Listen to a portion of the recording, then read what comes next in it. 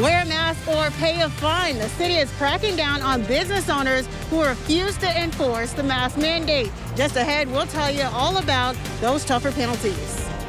A local school district creates a COVID task force. We'll tell you who's on it and how they say it will help keep kids safe. And delay of game. The Big Ten football season is on hold. Tonight, a review of the plans being explored to get teams on the field at some point. This is breaking news from RTV6, working for you. In that breaking news, we start with Democrat Joe Biden makes history as he announces his choice for a running mate. It's Senator Kamala Harris from California, the first black woman on a major party presidential ticket. Now, we can tell you Biden promised all along that he would choose a woman to be his running mate. The 55-year-old Harris was elected to the Senate in 2016 after serving as California's Attorney General. Harris is a former rival for the Democratic presidential nomination, but left the race before voting began as she struggled to raise money. One of Harris's standout moments of her presidential campaign came at the expense of Biden when she slammed his past opposition to school busing. In announcing his choice, Biden issued a statement which says in part, quote, "Her record of accomplishment, fighting tooth and nail for what's right, is why I'm choosing her. There is no door Kamala won't knock on, no stone she'll leave unturned if it means making life better for the people," end quote. World News Tonight with David Muir. We'll have much more on today's news. That's coming up at 6:30 here on RTV6. Tonight, the mayor of Indianapolis says the time for warnings is over and tougher sanctions are coming for businesses not complying with the mask mandate. And that could add up to a $1,000 fine for businesses. RTV6's Troy Washington is working for you, explaining how the enforcement process will work and getting reaction from business owners. This virus is a long-term test of our unity. A test that we can and that we will pass. According to Mayor Hogsett, to date, we've lost more than 2,800 Hoosiers to COVID-19, and enforcing the mask mandate is the next step in ultimately saving lives. If you walk into a business without wearing one of these, it's the owner who could be fined. The city says business owners could be fined up to $1,000. So why am I going to be fined for something that somebody else is doing? I mean, I can't control the public. Chris Carnivus owns Jack's Donuts downtown. He can't imagine losing any more than he already has in the last few months. We're still struggling through the pandemic and, the loss of business, and now you're enforcing this on us. His business was hit hard during protests, and he's just replaced his windows that were shattered. He isn't alone, though. Other business owners are trying to understand how the enforcement will work. We've lost thousands and thousands of dollars in sales due to the shutdown, and then we had the riots that caused another week of zero sales, of course, and not to mention the expense of boarding it up and then fixing the broken glass. Craig Hamilton owns Thai Paradise and has many questions about the process. To date, the Marion County Health Department has investigated 400 complaints. Now they say it's time to step up compliance. I'm not here to, check mark, oh, this person's wearing a mask. Here's how the Marion County Health Department says enforcement will work. They'll investigate complaints and will take action if the complaint checks out.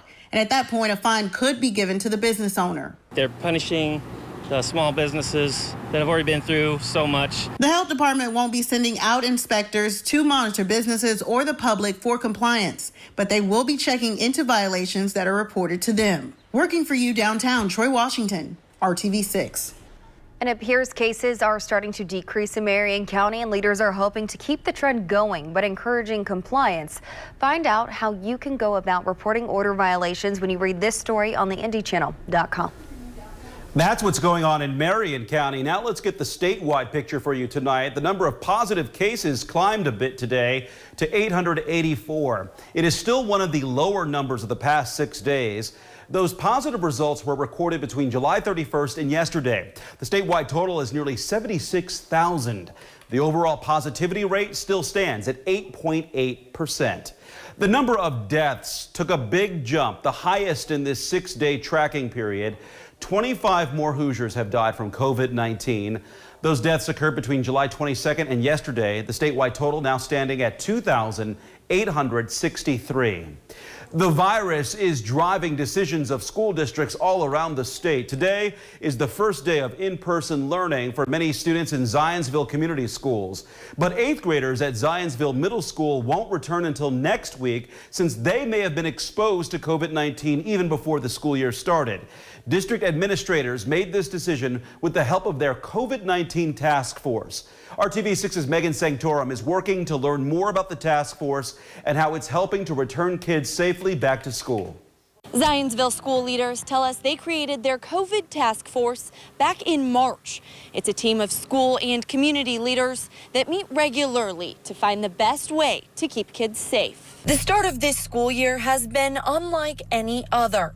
As parents get ready to send their kids back to the classroom, they've been watching district leaders as they work to open schools in a slow and careful way. In Zionsville, the superintendent says the district's COVID task force has been vital in this process.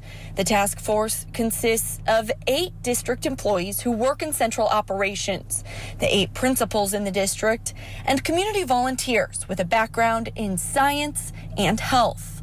Additionally, 5 professionals who I have determined to be sufficiently objective, who are external experts in their fields and don't have kids in our schools such that they're worried about childcare or what decision I may make.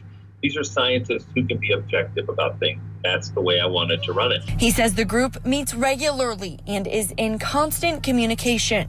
Parents say that helps bring them peace of mind. Yeah, I think they're doing their best with the information they have. They've got extensive plans. Lots of brains were definitely put together to come up with some good plans to minimize the risk of cross-infection, I guess, or exposure. Working for you, Megan Sanctorum, RTV6. Well, district leaders are not releasing the details about the possible exposure to 8th grade students. Administrators will only say it is best for them to stay home for the rest of this week to wait out the quarantine period. Now to your first look at your Storm Team 6 forecast. And Kevin said the winds would be strong from last night's storms, and they definitely were. This is the result in one backyard on the city's west side. It's calm right now, but will it stay that way tonight? Let's check in with Storm Team 6 Chief Meteorologist Kevin Gregory now. Hey, Kevin. Amanda, it will be a quiet night except for the sound of chainsaws, which maybe you've heard through the neighborhood this afternoon because of scenes like that really all over central Indiana. The storms that arrived in central Indiana last night started in South Dakota yesterday morning at around 6 a.m. Didn't end their march through Indiana into Ohio until 8 p.m. last night. Dry and humid. We'll see some patchy fog overnight tonight. The winds will be light. Just want to show you closest thunderstorms are down southwest of Paducah and south of St. Louis, not headed to central Indiana. We are dry for the next 2 days. Temperatures will be in the mid-80s. The chance for a thunderstorm is 20%, so it's not 0, but the chance of you getting wet is pretty low. Temperature 84 degrees right now. The humidity noticeable, but not quite as bad as yesterday. Yesterday was something, and that added the fuel to those storms. Temperatures only dropped to 76. By the time we get to 10 o'clock tonight, we'll stay in the 60s overnight. We'll talk about a pattern and then look beyond the 7-day forecast coming up.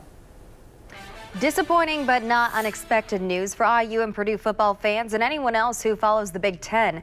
This afternoon, the leaders of the Big Ten Conference announced the postponement of the entire fall sports season due to ongoing health concerns related to the pandemic. That includes football, men's and women's cross country, soccer, field hockey, and women's volleyball. The conference will explore the possibility of playing in the spring. Commissioner Kevin Warren told the Big Ten Network his main goal is to always put health and safety first.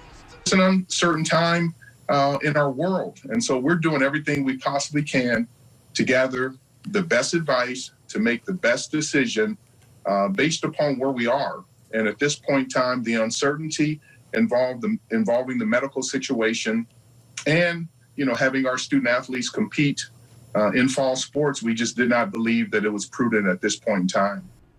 Players are uniting to say they want to play but are calling for universally mandated health and safety protocols.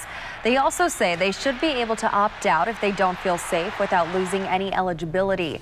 The Big Ten's decision was followed by a similar announcement by the Pac-12 Conference. Russia announced today it is the first country to approve a coronavirus vaccine. But the news was met with international skepticism and unease because the shots have only been tested in dozens of people. Moscow gave pre-regulatory approval to the Russian-developed vaccine and plans for large-scale immunization after less than 2 months of human trials. The drug is said to be based on the technology behind the Russian Ebola vaccine. It will be administered first to key workers like teachers and medics. However, health experts inside and outside Russia are cautious and skeptical. The trials have only involved a small number of volunteers, and the vaccine was hailed a success before it even completed its stage 3 trials. The point is to have a vaccine that is safe and effective for the American people and the people of the world. It is impossible to say how long any immune reaction will last, and possibly even more important, how safe this shot will be. However, the CEO of the Russian Direct Investment Fund says they have already received requests for more than 1 billion doses from more than 20 countries so far. Russian President Vladimir Putin is apparently so confident in this vaccine, he said one of his adult daughters has already received a dose. It's way too early to let this shut-off moratorium expire and put Lord knows how many people at risk. Still ahead on RTV6, fighting to keep the lights on for thousands of Hoosiers, why so many people are at risk come Friday. A national coin shortage has been making headlines for weeks, and it's still a problem. What you need to know so you don't waste your money the next time you're looking for change. Kevin. We're in the 80s now. We'll talk about the trend in the 7-day forecast and then what happens beyond the 7-day forecast. I think you'll be interested. Back after this.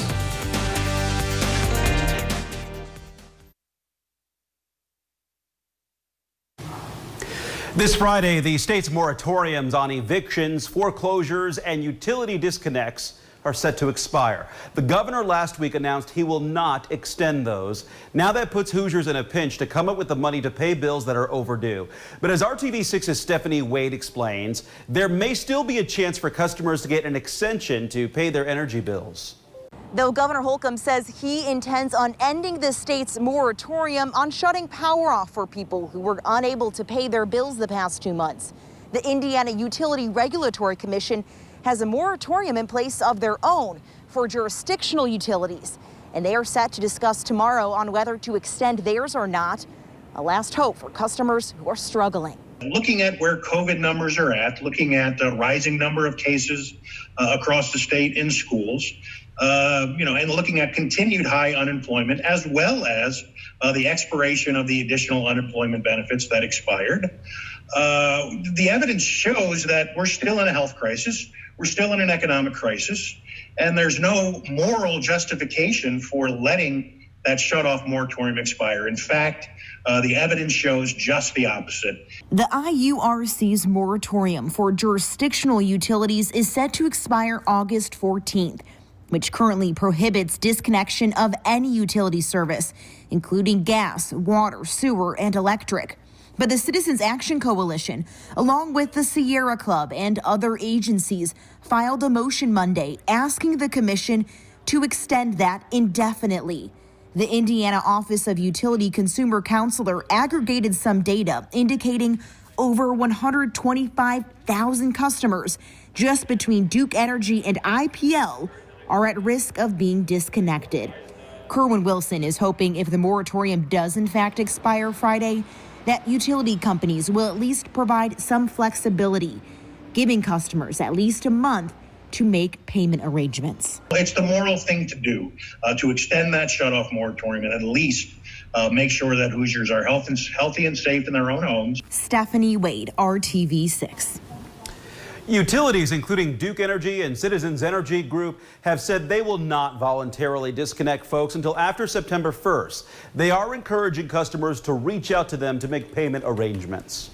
Kroger is offering teachers and parents extra credit savings in time for back to school. Starting tomorrow through September 9th, teachers, administrators, and parents can save an extra 10% on many items. The discount applies to school and craft supplies, toys, games, sporting goods, housewares, clothing, and electronics. To get the discount, just use your shopper's card and request the discount at checkout. And you know what, Kevin? We're usually not talking about back to school when it's Indy 500 time. It's usually the end of the school year when the races run. But practice begins tomorrow. How's the forecast looking for all those drivers? I think it looks pretty good, at least for the first couple of days of practice. Of course, there are many flags around the Motor Speedway, but these flags only come out just before race time, and with practice the next few days and then the race a week from this weekend. We're getting close, so the roar of engines will return. As far as beyond the 7-day forecast, to kind of tease that, we're going to be in the mid-80s with humid conditions here the next several days, most of the 7-day forecast. Then we'll transition to what looks to be a cooler than average pattern and dry. That is what we have ahead. We had peak wind gust in Indianapolis yesterday, 61 miles per hour. There were portions of Warren and Fountain County around Attica, Williamsport that had 70-mile-per-hour gusts as the storms moved through. There are all the storm reports, and again, they started in South Dakota all the way southeast and then kind of ended in eastern Indiana and the western portion of Ohio. Temperatures at 83 in Lafayette. Spots yesterday made it into the 90s before those storms rolled in, cooled things off by 20 degrees or more. The spark for the thunderstorms is now in the southern portion of Indiana, really closer to the Ohio River. That pretty much takes the threat of rain with it for a while, but that will drift back north as we get toward the weekend. Comfortable tonight, relatively speaking. 61 in Lafayette, 59 in Peru, other temperatures mid-60s.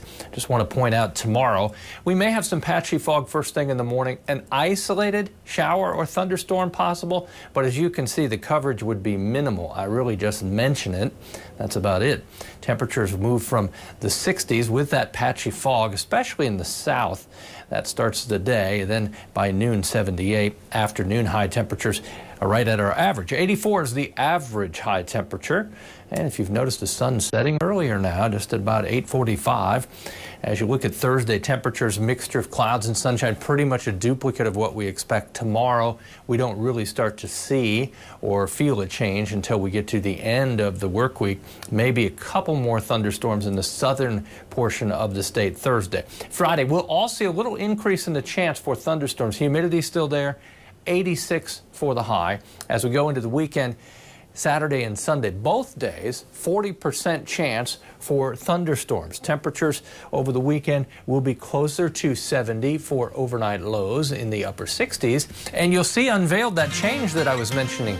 So as we get to Monday, temperatures down to 81. Then by Tuesday, highs in the 70s and lows in the 50s. And there are indications that that won't just be a temporary visit, but we'll hold on to those more comfortable conditions for several days into the middle of August. That's what's on the menu. Sounds good to me, Kevin. Thank you. Hey, we've been reporting on the impact of the coin shortage, both locally and nationally. It might have seemed like an inconvenience a few weeks ago, but now it's becoming a serious problem. It's hitting laundromats and other coin-based businesses especially hard. Consumer reporter John Mattery shows what may change at your laundromat so you don't waste your money. Many of us have been inconvenienced by the national coin shortage at some business that was all out of change. But for some businesses, the shortage is now becoming critical. Thinking of washing the car? If it's a coin wash, bring change. I don't know what's going on, but I just save my change anyways. Need to do a load of laundry. Laundromats are now running low too. Our customers use quarters to run these machines, and when I can't go to the bank to purchase quarters, my customers can't run their laundry. Jamie Lusk owns a laundromat. He's now begging family and friends for quarters to keep his change machines full. Now, if laundromats like this completely run out of quarters, this sign may no longer say open in a few weeks, but there may be some other solutions. Yeah, so these would be die blocks. Ken Shaner is sales director of a 100-year-old token manufacturer. So this summer you're seeing an increase in demand? What we're seeing is a lot of people are switching over from currency to tokens. This company that makes coins for casinos, subways, presidents, and more is now getting crushed with orders for vending machine tokens. We're getting inquiries from all over the United States. Legally, these shiny tokens cannot be the same thickness as quarters, but Ken says a simple modification will allow vending machines to take these tokens. Jamie Lusk is considering it because right now he has to beg people not to come in and take all his quarters. Please don't go to the laundromats. Please don't go to people's coin machines. You're affecting their business. Just like with other pandemic shortages, experts hope things improve in a few months. Till then, carry some extra change with you so you don't waste your money. I'm John Matteries for RTV6. Still ahead, a vacation idea if you're feeling nostalgic for the 90s. How the last blockbuster in the country is teaming up with Airbnb.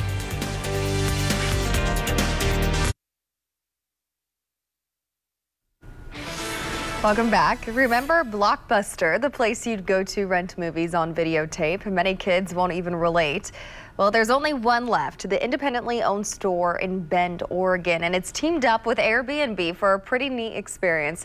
For 3 nights only, people can book it for an overnight sleepover like none other. It's been temporarily converted into a makeshift living room with a pull-out couch, a 90s era chunky big screen TV, and VCR, and 90s decor. You have all the store's videos at your disposal, along with free pizza, soda, popcorn, and candy, all for $4 a night, just a cent more than the cost of a rental. But there's a catch. You have to be a resident of the county where this store is located. The manager says this is a thank you to the community for keeping the world's last blockbuster in business. Bookings open August 17th for individual one-night reservations for September 18th, 19th, and 20th. Maybe you know someone in Bend. Sounds like fun. Still ahead on the news at 5:30, a book can open up a whole new world once you pour through the pages. The new opportunity to take a book, return a book.